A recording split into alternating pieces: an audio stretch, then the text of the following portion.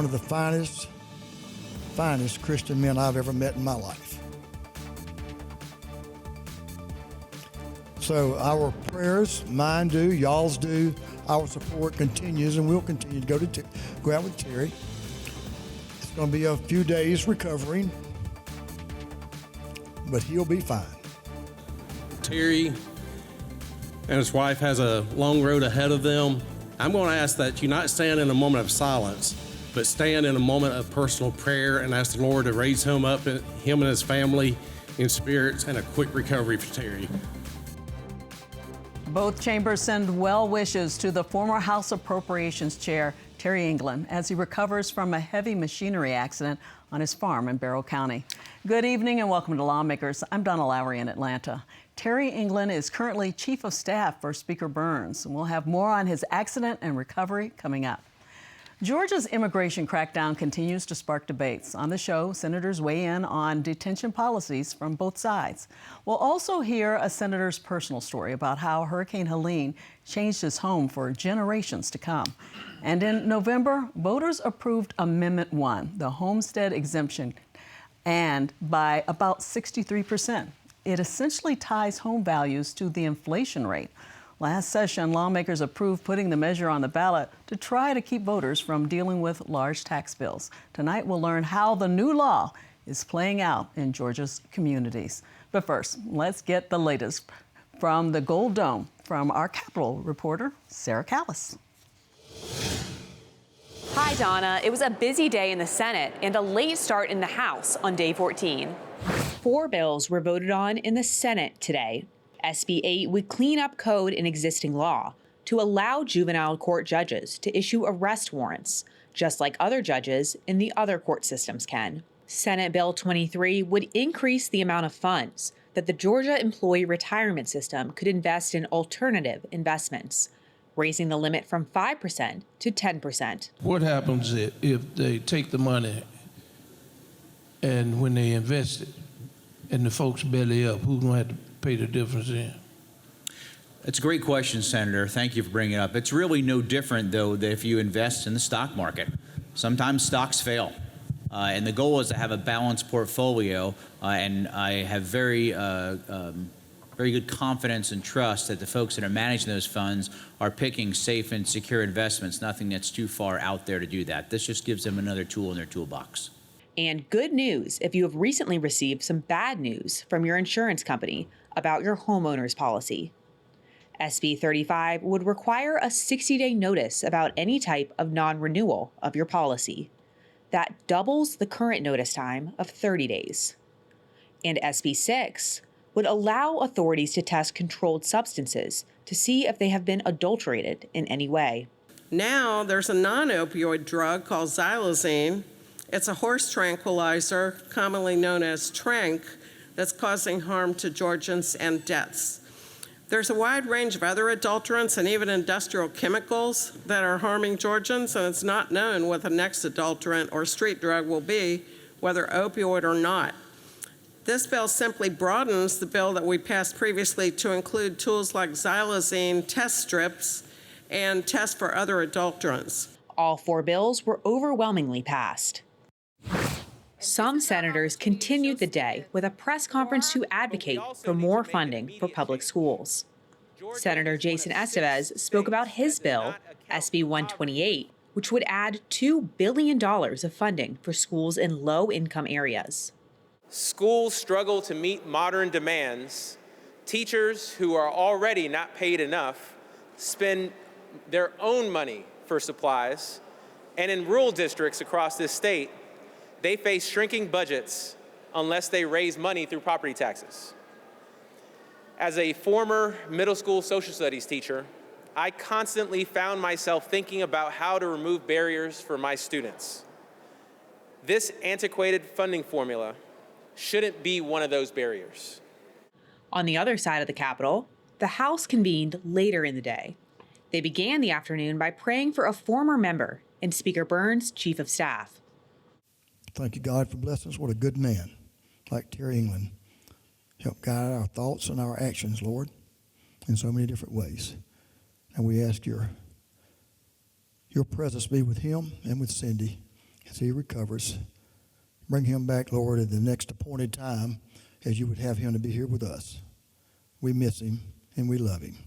Amen. Terry England was injured in a heavy machinery accident on his farm over the weekend and has undergone spinal cord surgery. Also today, the House congratulated Representative Rhonda Bernau on her 50th anniversary as a member of Delta Sigma Theta sorority. And members remembered a Roswell police officer killed in the line of duty on Friday. Mr. Speaker and members, each of us woke up Saturday, February 8th, safe in our homes because of the service and sacrifice of our first responders. Will you join us now in a moment of silence for Officer Jeremy Labonte, a hero that gave his life to provide that very safety? They also recognize Georgia Hearing Day, Career Technical Education Day, International Epilepsy Day, and Georgia EMC's 85th anniversary. Also today, the Senate Judiciary Committee held its first hearings on the Kemp-backed lawsuit reform bills. That's my Capitol Report. Back to you, Donna. Thanks, Sarah. Last September 27th, Georgians from South Georgia up through the state went to bed bracing for Hurricane Helene. It blasted through the state with winds that sometimes hit 110 miles per hour. In agriculture alone, the state lost a third of pecan production, 500,000 bales of cotton, and 8.8 million acres of timber. Tonight, joining us is one of the farmers hard hit by the storm, Republican Senator Russ Goodman of Cogdell in Clinch County. He's chairman of the Senate Committee on Agriculture and Consumer Affairs. And we have another South Georgian with us, Democratic Representative Al Williams of Midway in Liberty County. Among other things, he's on the powerful Rules Committee. Welcome to you both. Glad to have you here. Thank you. Chairman Goodman, let's talk about every structure on your property was hit by the storm, plus timber. Tell us what you lost. Yes, ma'am. It's Miss Dawn, I tell you, it's really unfathomable when you think about it. But the sun went down, and when the night of the storm, when the sun came back up, we'd lost a third of our #1 industry in the state. The state of Georgia is about 38 million acres. 24 million acres of it is forest land, and we actually lost 37% of those 24 million acres was either damaged or destroyed. And we're showing some of those pictures right now of your properties. Yes, ma'am. That's it. It's we were 11 days without power at my house. I think it took 23 days for everyone in my home county to have power. It is really it's the largest natural disaster that our state's ever experienced. And, our farmers were already struggling with commodity prices being what they are. And this hurricane was just really, really devastating. I've spent a lot of time with farmers and seen a lot of heartache. Yeah. So we're going to talk some more to you about that in a minute, but I want to talk to you. You're part of South Georgia. What did you see, and what have you seen even driving through? Well, there was so much destruction. And where I live in Midway, we had a lot of wind, lost some trees, but I could go 20 miles over into Tatana County, and you would just see wide areas flattened and roofs gone. And in Long County, it was tough. I have never seen a hurricane affect the areas like this one has, not in this part of Georgia. It really has. It was unbelievable at times. Yeah, and it's amazing that you're still looking at all of that. I mean, that's September, it's February. Let's talk about something you're looking to do to help farmers, especially in the timber industry. You have SB 52, yes, ma'am, which is the Timberlands Recovery Exemption and Earning Stability, or TREES Act. Yes, so ma'am. Clever. Tell us about it. Yes, ma'am. Well, so, a lot of these smaller rural counties really depend on the timber tax to help fund local government, help fund our school systems. And so, like my home county, the timber tax makes up 10% of the revenue of the county. And so the timber tax is taxed on a dollar amount, not on a volume amount. And so really, these rural communities are going to feel it for years to come. But what the TREES Act does is for the last quarter of 24, and all of year 25, while we're harvesting this storm damaged timber, it suspends the severance tax that the landowner would pay. And so normally, you know, when a landowner will be selling trees for, say, $25 a ton, they're selling it in today's market for as little as 50 cents a ton during these salvage prices. And so not only is it kind of insult to injury that the landowner's having to pay the tax when he's lost, you know, 90% of the value of it, but then also the effect that it has on local governments, school systems, and also what the Trees Act will do, it'll suspend the severance tax for those 5 quarters, and it also creates a way that the counties can apply to the state to get a grant, and they would get, it would be the last 3 years running average of what they've gotten in timber tax based across those 5 quarters. How are you feeling about that legislation at this point? I feel very good about it. We passed it out of the Senate Finance Committee today. The top 5 co-sponsors besides myself are the majority leader, the minority leader, the pro tem. I think we've got something like 40 senators, close to 40 senators. That I could have gotten more. I just stopped at 40, you know. But I'm also thankful, you know, the governor, he put about $600 million in amended budget in hurricane relief. The House is, I know in their budget, they've put more money in the Safety 24 GDA program. I know I talked to my brother who's a farmer as well, and he said he knew of 3 farmers right now that they were dependent on that GDA loan or they weren't going to be able to farm next year, you know. So I'm thankful for that. And I also know that the governor has House Bill 223 coming that's going to create a reforestation tax credit, as well as it will exempt any kind of federal disaster dollars that farmers would receive from state income tax. And, you know, we also lost 450, close to 500 chicken houses, poultry houses in the state, and so it will allow the gate card to extend to those poultry houses while they're being rebuilt and everything. So I know you lost blueberry bushes and a whole bit, so it's been a generational loss. Yeah, it really has. But tough times never last. Tough people do. Okay, I love that. Let's talk about something a little bit different here. And this, you wanted to talk about the homestead exemption law. It passed last year in the House. It was House Bill 581, and then it was an amendment that went on the ballot that voters passed, and now we're seeing things people confused about it. Some local governments, some school systems are opting out. Explain all of this. I think you pretty well summed it up. People are confused about it, and seldom in my 22 years in the legislature have I seen a bill so confusing to so many. I literally can talk to 5 lawyers and get 5 different explanations. CPA's the same. Nobody understands this except a very few. Unfortunately, the people that have to pay the bill should understand it. And my feelings are that the state even now should fund public service announcements and get information to people and explain something so important to every homeowner in Georgia. You pass a bill like this and just throw folk, and people don't know what it says or does. So, and there's a big deadline coming up, right? March 1st. March 1st, hopefully, and I've heard What rumblings. happens then? March the 1st, you either opt out or you're in. You have the option of being able to opt out. I've heard so many people around the legislature talk, there's something afoot to try and extend that to May 1st. And it is needed because it is not properly explained. It isn't understood. And some of the jurisdictions opting out they're doing that because they think they're going to be hurt in the end. Certainly, and especially boards of education, excuse me.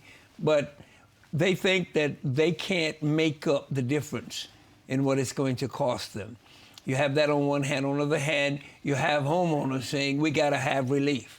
I think we definitely have relief, but I think, I don't know if the cure is not worse than the disease this time. We got to take another look at this thing and at least explain it where people are comfortable, and they're not comfortable. I see you on those public service announcements doing some stuff. How about that? Huh? Hey, I will. I'm relatively cheap. I'll do Okay. We'll get you to do that. Representative Goodman, I wanted to ask you about something. I know that farmers receive those FEMA grants, and we've heard at the federal level that the the Trump administration is looking to get rid of FEMA. Would that hurt? What are your feelings about all of that? What FEMA grants? Weren't there some grants that some of the farmers were able to get that helped them? No, ma'am. Those weren't federal? Well, they were federal, but not through FEMA. Oh, they weren't through FEMA. Ma'am. We did pass a federal disaster package, thank God, because if we hadn't, South Georgia would have been in an economic depression. It was a $31 billion disaster package passed across the entire country. $10 million of it was economic assistance. We haven't updated our farm bill in 7 years, so we have reference prices that were based on cost of production from 2017, 2018. If I might, and yeah, I sure. know, but we're running out of time. Yeah. And I just want to see gaming on the agenda this year. Okay. 83% of the people on the Republican ballot said, let us vote. But the wise ones in the Capitol say they don't know what they're talking about. We ain't going to talk about it. The people have spoken. They need to have the right to deal with gaming and put everything on the table. Sports betting, casinos, don't piecemeal it. 83% of the people, let them say yay or nay. And where do you want the money to go? The money should be in that would have to be worked out in enabling legislation. I think education is the big piece. Pre-K needs to be fully funded. One thing we're never short on as politicians is a place to spend the money. We'll find a way. Okay. So I'm sorry. Did you feel that farming might get the money or anything like that? I mean, how do you feel about? There is as far as gaming, I don't know. As far as the federal disaster program, the legislation was passed. It is passed into law, but it has to be got out to the farmers. And so it won't be administered through FEMA. Some of it will be administered through the USDA and the Farm Service Agency, and I think a portion of it will come to our State Department of Agriculture in the form of block grants. None of this is going to make the farmers whole. I mean, but hopefully it's going to be a bridge to keep them in business is what we're hoping. Anything will help. Well, thank you both for being on and being so passionate about what you do. I appreciate that. Thank you. Coming up, a hot button issue, immigration. Tonight, we're going to dive into Georgia's sanctuary policies. Two lawmakers from opposite sides of the aisle are ready to present their arguments. That conversation is on the way. Georgia Farm Bureau, a grassroots organization dedicated to preserving Georgia agriculture. Farm Bureau advocates for all Georgia farmers at the state capitol during the session and year-round. Georgia Farm Bureau, the voice of Georgia farmers. It's good to have everyone back together. Good news indeed. Put your feet up a minute. It's beautiful. How does that sound, being man? It's what I love doing. Cup of tea. I was thinking more a double whiskey. Harriet? Freshly baked biscuits, always. Well, this is all proving rather cozy, isn't it?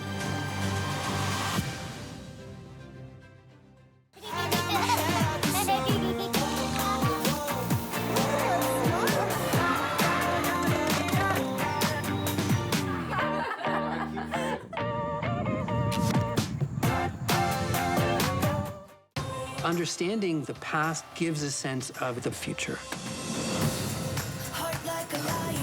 This is the first time that anyone has seen this in 2,000 years.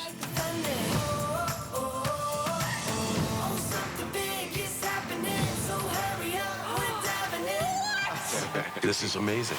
Well, I'm excited now. Pompeii is a battle against time.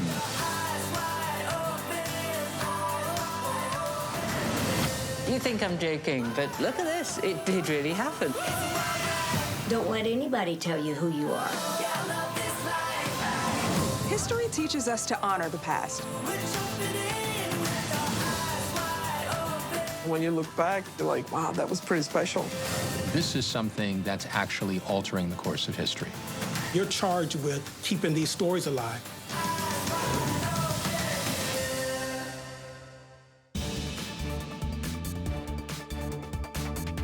Welcome back to Lawmakers. At the end of January, President Trump signed the Laken Riley Act in a ceremony at the White House, attended by Georgia lawmakers, including Governor Brian Kemp, House Speaker John Burns, and Lieutenant Governor Burt Jones. The law requires Homeland Security to detain illegal immigrants and arrest them for specific crimes.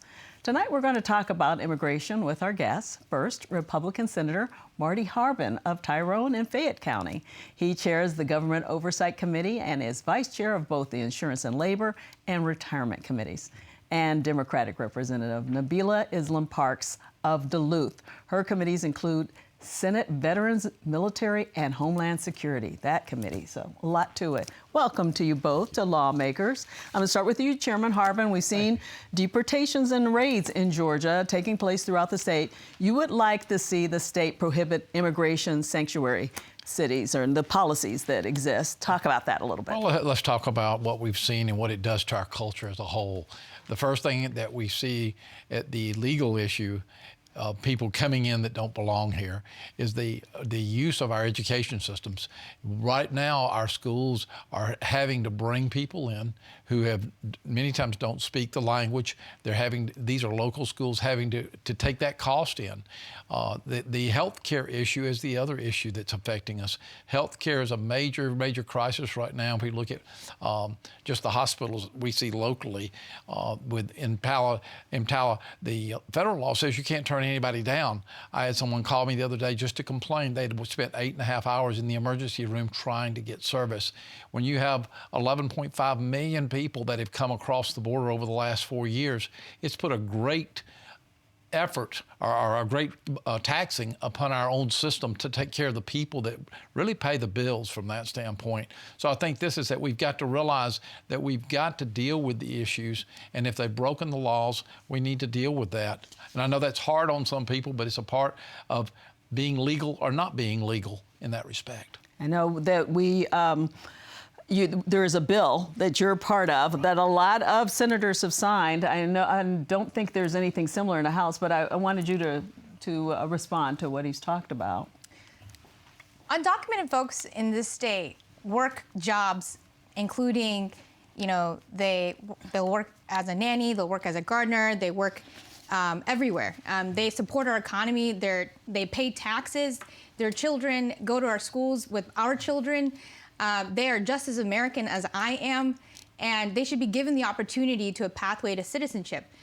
These are people that are not criminals. I understand the need to deport criminals, undocumented criminals, but folks that are working hard, want to contribute to our society. When we talk about having a labor shortage, these are people that can contribute and work among us and help us in our industries. And so what we've done now with these ICE raids is we're being very punitive, and 48% of the ICE raids have captured folks that have not even committed any crimes. Let's talk about Wilson Velasquez Cruz, who was at church with his family 2 weeks ago, and he was detained by ICE in front of his family, children 7 to 13, and he had to work. He came to the border seeking asylum, and he was given a court date. He was in the process of seeking asylum, and he was then detained in front of his family to be deported. And so these are folks that have done nothing wrong. They haven't committed any crimes, and I just think it's very punitive. They're terrorizing our immigrant communities. They're ripping families apart, and I expect more from our society. This just isn't right. I want to give you a chance to respond. Well, I think this. When you come in illegally, you are illegal from a standpoint of coming in. And if we don't protect, first of all, our citizens, who are our first people, I believe that we need to protect. Yes, I have my son's father-in-law. He's from Colombia. He went and has become a citizen. He went through the process. What I am getting from many people who have gone through the process legally, they are very resentful that someone would just come in and not have to go through what they went through to be a citizen of this country. I think the other part is that there are jobs that I agree there's a need, and I believe there needs to be a fast track process to get people in, because we do need workers and laborers. That part I'm not against, but I think there's a legal way to do it, because when we don't, it just creates more and more problems. As I talked about health care and the shortages that creates with people who are not even able to many times pay into the system. Our school systems are another part, and not counting the crime, which you mentioned, the bill that was passed here for the young lady that was killed by someone who had been detained but they didn't keep him. we need to really be aware of that those folks that came across that border, and this is the cartels, we don't realize that much of this is being driven by cartels and the fentanyl issues that are coming across our border. We need to stop because it's hurting our own people. Then I think we fast track anybody we can that wants to come across legally. I think we find ways to do that, and that's something that needs to be fixed. I am totally about fixing that process, but I believe this: if you're illegal, become legal. Let's find a track to make that happen. And I think this: some of the finest people I know have worked their citizenship and come across, but they work through the process. And I think that's the thing that's got to happen. Okay, I'll let you respond to that, and then I want to talk to you about your bill. I agree with you, Senator Harbin, that we should figure out a pathway to citizenship.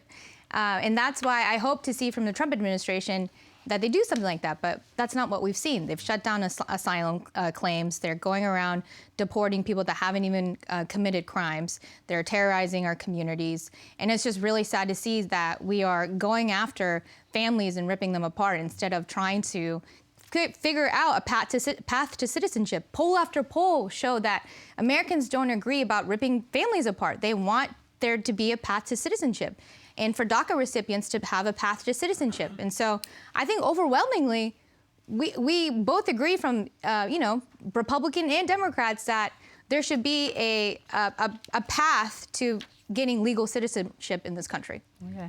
I want to ask you about a bill that you have. Your parents are from Bangladesh, we should mention, and that you were born in the U.S. So tell us about legislation. You have Senate Resolution 123. It is affirming birthright citizenship as a constitutional right. Tell us about that.